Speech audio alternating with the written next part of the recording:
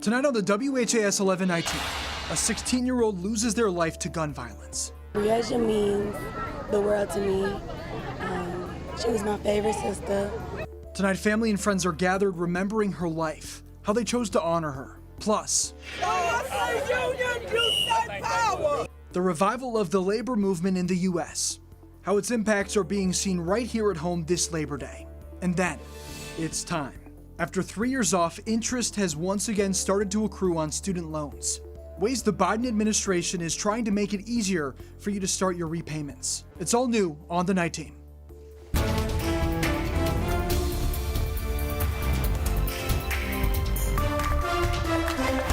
Thanks for joining us on the night team. I'm Connor Steffen. Right now, the parents of Breasia Walker are preparing for the unthinkable, burying their child. It comes as family and friends are honoring the life of the young teen lost to gun violence last month. WHAS11's Alexis Jones and photojournalist Elijah McKenzie share the celebration of life tonight. It was here on 26th and Oak, where loved ones say Breasia Walker's life changed forever. And now on Sunday night, loved ones gathered to celebrate the 16-year-old in the very location that brings them the most pain. 8:15. That's the time friends and family waited to release their love. And a moment they'll never forget. When they took her off the slot, it was at 8:15. Hours after, loved ones say Breasia was shot in her head while driving with her boyfriend. She was then left outside of Brothers Food Mart. This is where the police found her body in the car, right here. Since August 17th, Breasia's great aunt, Teresa Miller, says they prayed for her recovery. But sadly, the 16-year-old died from her injuries days later. She was taken too soon from us. Many expressed their grief during Sunday's balloon release. They also shared their frustration for endless gun violence. Unfortunately, it continues to grow. Kids are still being murdered out here in these streets. Grown enough to shoot a gun, and you should be grown enough to face the consequences of shooting a gun. It shatters families. And even with heavy hearts, family members are pulling together to remain strong, adding they want the world to remember Breasia for who she was, not for what she went through. I would like her to be remembered by her bright light, her talent. She was very talented. I would love her to be remembered by her smile. She had the prettiest smile in the world. It just lit up the room every time she came in. In Louisville, Alexis Jones, WHAS11 on your side. When we reached out to LMPD about the incident, a spokesperson told us they can't comment on ongoing investigations. The family has set up a GoFundMe to help with funeral expenses. You can find a link to that on our website, WHAS11.com. So while it may be better known now for its long weekend and backyard barbecues, Labor Day's activist roots are notably more visible this year. Tonight, a look at recent strides made in the name of workers' rights ahead of the holiday created to pay tribute to the everyday worker. This Labor Day, a reminder that the holiday's organizing roots are especially strong this year. Labor Day's beginnings date back to the 19th century, when labor activists looked to establish a day paying tribute to workers fighting for fair labor practices and safer work environments. Some 130 years later, this is a country of workers, built by workers. In Kentucky, and the past few years have marked a labor rights renaissance, coming from an assortment of professionals, public defenders, dental workers, bookstore staff, even the Courier-Journal newsroom staff. In May of 2022, workers at a Louisville Starbucks became the coffee chain's first to unionize in Kentucky. This union has really given us an opportunity to empower ourselves and protect ourselves. Weeks later, 2 more Kentuckiana Starbucks stores followed. Then in August, Louisville saw its largest baristas union form, the second largest in the U.S., when Heine Brothers Coffee employees voted to unionize. We're just pumped. We're excited. Everybody is ready to go.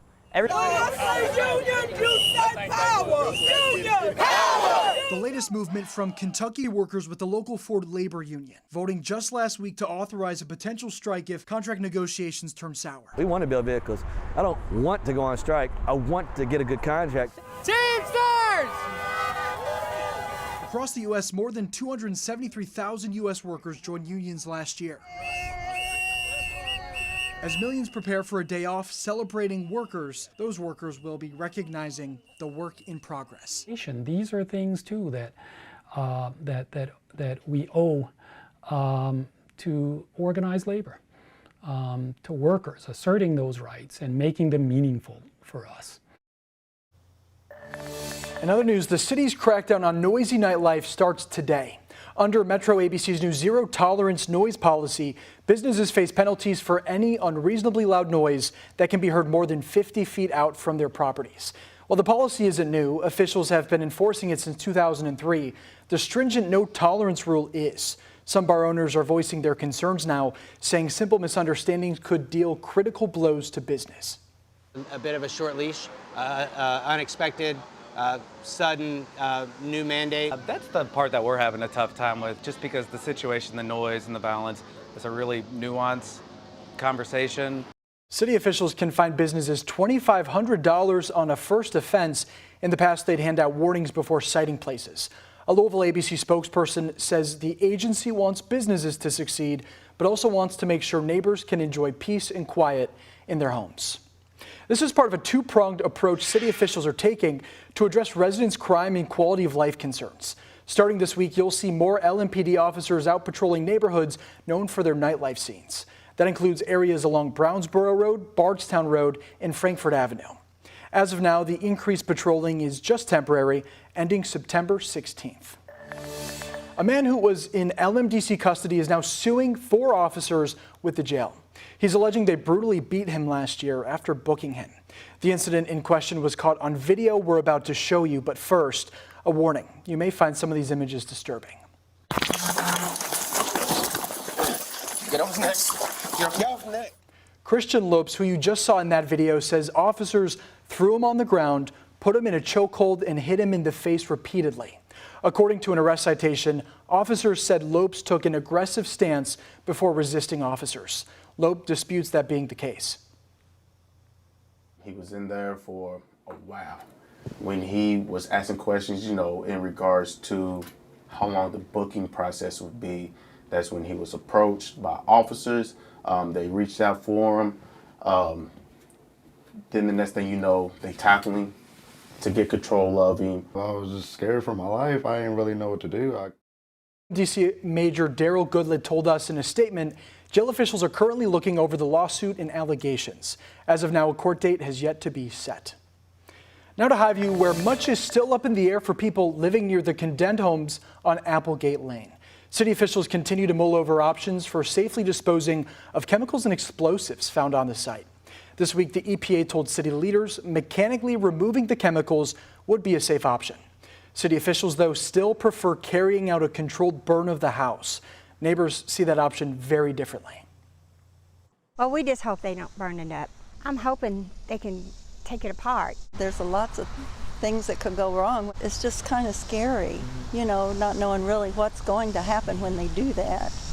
This comes as crews with the EPA are working to remove traces of mercury found inside the other Applegate Lane home. The EPA says work should take about 3 days to complete. And the man who owns the home filled with chemicals, Mark Heibel, is expected back in court this week. Heibel faces burglary charges and a wanton endangerment charge. He is currently being held on a $50,000 bond. However, Heibel's attorney is hoping to lower his bond amount this week. Now to the moment those with student loans have been dreading. After a 3-year pause on federal student loan payments, payments will once again be due October 1st. But Friday, interest started accruing again on loan balances. Back in June, the U.S. Supreme Court struck down President Biden's plan to forgive up to $20,000 in federal student loans for more than 40 million borrowers. With interest on those loans once again piling up, official loan payments are due next month. Even after its original plan was struck down, the Biden administration continued to push for what it believes are the benefits. They give borrowers false hope, but the Republicans snatched away the hope that they were given, and it's real. Would give back to the economy, right? Or be able to buy a home, or able to do things that actually build back the economy. The White House has since created a new income-driven student loan repayment plan. According to the Department of Education, monthly payments could be as little as $0. Payments will be based off your income and the size of your family. In as little as 10 years, any remaining debt could be canceled. To apply, just head to the website on your screen.